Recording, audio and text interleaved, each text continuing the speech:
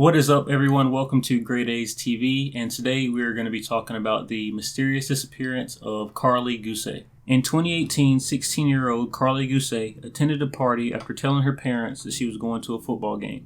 Karlie allegedly smoked weed and suffered adverse effects the entire night. Scared, Karlie called her stepmother to pick her up from the party. Later, during the early hours of the morning, Karlie vanished from her home and she was never seen again. Karlie lived in Mono County, California. By all accounts, she was funny, well-liked, and a relatively popular high school student. She lived with her father, Zachary, her stepmother, Melissa, and her two younger brothers. On Friday, October 12, 2018, Karlie attended a small party with her boyfriend.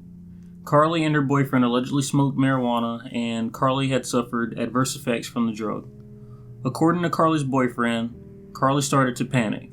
Her boyfriend is quoted as saying, "She got scared of the music, she got scared of me." Other witnesses at the party said that Karlie was acting really scared and paranoid. Karlie then called her stepmom to pick her up from the party. When Melissa arrived, she saw Karlie running down the street. Melissa described Karlie as really pale, like a ghost, and she also said that her pupils were really dilated. Now, from the information I just gave, two theories came about. The first one is that she smoked laced marijuana. What kind of debunks that theory is that other people also smoked and she was the only one that had these effects.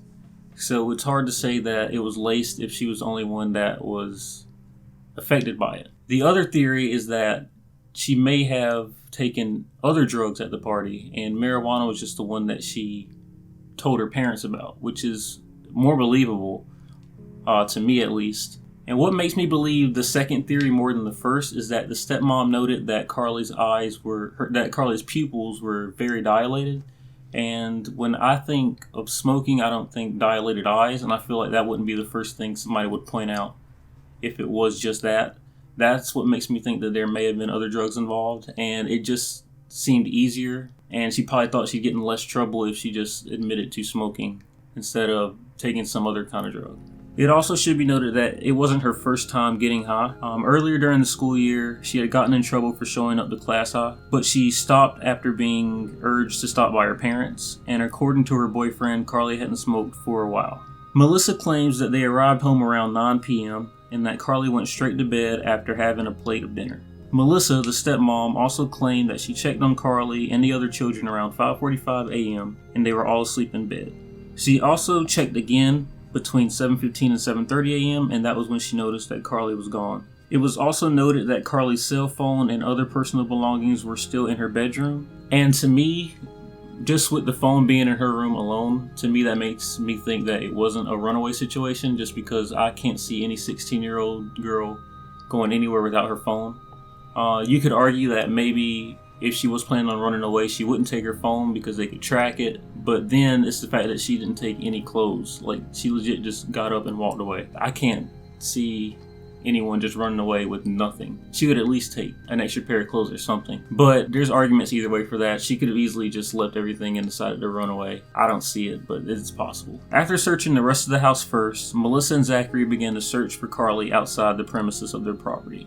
And they are reported as saying that they thought that she may have just went out for a walk without telling anyone, and that was their initial reason for not contacting the police immediately after finding out she wasn't in her room. And from what the father said in interviews, he had no doubt in his mind that he was going to find his daughter relatively quickly after they found out she wasn't in her room. After failing to locate Karlie during their 2-hour search, the couple gave up, and at about 9:30 a.m. the couple reported Karlie as a missing person.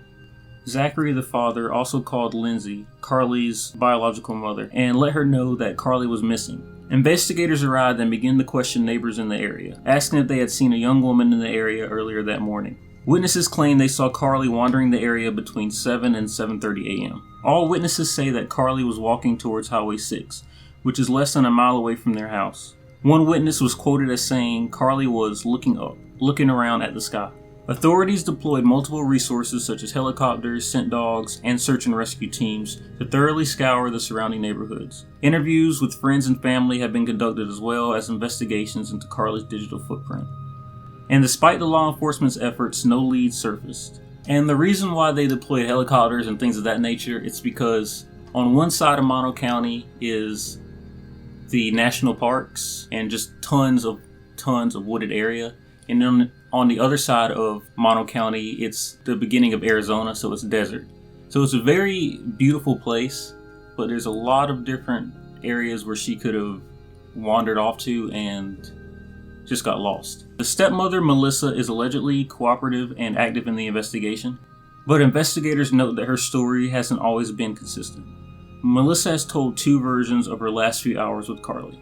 Originally, Melissa claimed that she went to check in on the children at 5:45 a.m. All of the children were asleep. Melissa went back to sleep and woke up between 7:15 and 7:30 a.m. And then that's when she noticed Karlie was gone. Melissa said, "I went back into our bedroom and I said to Zachary, 'Honey, she's not here.' And he said, 'What do you mean she's not here?' I said she's not in her room. She's not outside. She's not in the backyard. She's not anywhere." In another version of the story, Melissa claimed that she stuck by Karlie's side the entire night due to her condition. Melissa claimed that she slept with Karlie in her bed and woke up at 5:45 a.m. with Karlie still asleep next to her. Melissa stayed in Karlie's bed and fell back asleep. When she woke up between 7:15 and 7:30, Karlie was gone. So that's two distinctly different stories. One she's saying that she just checked on her, and the other one she's saying she was actually in the room the entire night, which makes it even more weird that Karlie was able to just get up and walk out of her room, walk out of the house without her noticing, if she was sleeping right beside her the entire time. As of now, Melissa says that the latter story is the accurate version. In recent interviews with Dr. Phil questioned Melissa about the inconsistencies in her story. Melissa said, "Yeah, that was a false story, because it was a lie about checking in on Karlie, because it was in the beginning, and I didn't know what to say, and I shouldn't have even done the interview." In another interview with Nancy Grace, Melissa said that Karlie had been wearing skinny jeans. Melissa also gave this description to the police. However, according to witnesses, Karlie was wearing sweatpants. Melissa said, "I only said that because she always wears her skinny jeans, so I just assumed she had her skinny jeans on."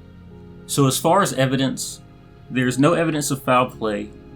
There is no signs of forced entry. In fact, the front door was found slightly ajar, indicating that Karlie left on her own accord. The night that Karlie came home from the party, Melissa made an audio recording of Karlie so that she could listen to it later and use it as a teaching moment on substance abuse. The audio recording hasn't been made available to the public, and Dr. Phil confirmed that on the recording, Karlie is heard asking her stepmother to call 911 if something bad was to happen to her. Karlie also expressed being scared and unwell. Early in the investigation, Lindsay, Karlie's biological mom, asked the public not to make wild speculations of abduction as to not hinder the process of the investigation. Melissa uploaded a video on her social media which strongly implied that Karlie had been abducted shortly after the biological mom made that statement, and the video has since been removed. I am her stepmother. She's been living with me since she was 5 years old. And I just needed to clarify that because there was a lot of misconstrued information saying that there was another mother reporting the same teen missing. Well, we're both mom, so please give your hearts out to Lindsay as well because we're both going through this together. And just wanted to let everybody know if some of you had actually no idea. So, thank you. And now I'm going to get into some of the theories on what may have happened to Karlie.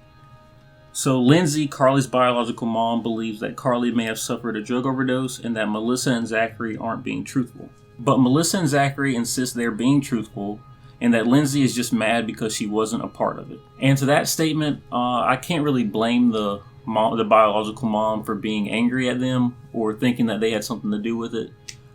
When something bad happens, you're always going to look to blame someone else for it.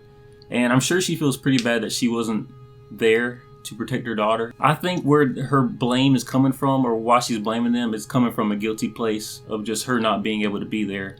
And her feeling as though that if she was there, none of this would have happened in the first place. Like I said, some people believe that the weed that she smoked was laced, but Karlie was the only one who was affected negatively by this, which makes me believe that it wasn't laced, because then everyone would have acted a little crazy. I know some people react to things differently, but the fact that no one else reported any significant effects other than what the normal effects are to smoking, and Karlie was the outlier, I don't think it was laced. I think it was something else. My theory is that she might have taken something else at that party, and that's what led to the paranoia and things of that nature. Melissa and Zachary believe that once Karlie made it to the highway, they believe she did eventually make it to the highway, she may have been abducted and taken. And while the family doesn't believe that she would run away, they don't discount the possibility either. Zachary said that given Karlie's recent troubles, it's possible she ran away. He's quoted as saying, maybe there's things she kept from us, who knows. But in a Dr. Phil interview, he later kind of recanted that statement, and he said that there's no way she would have ran away, because if she did, she would have tried to contact him in some way at this point.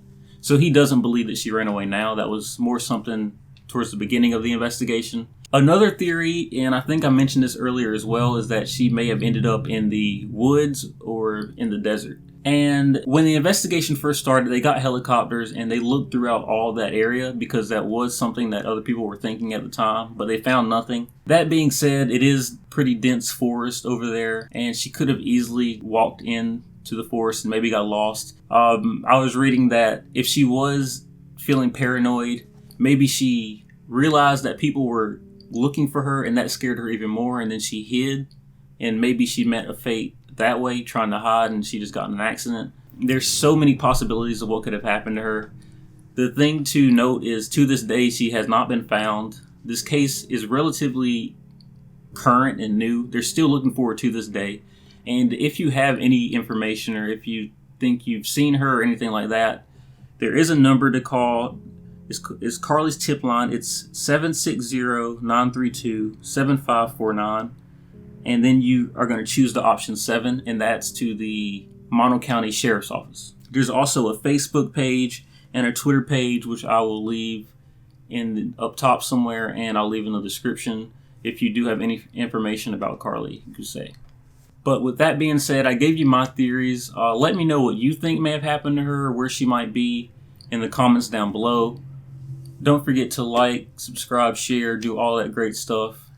And let me know any other videos you might want me to do, any other cases like this, where we can raise awareness and hopefully get these people who are missing home safely.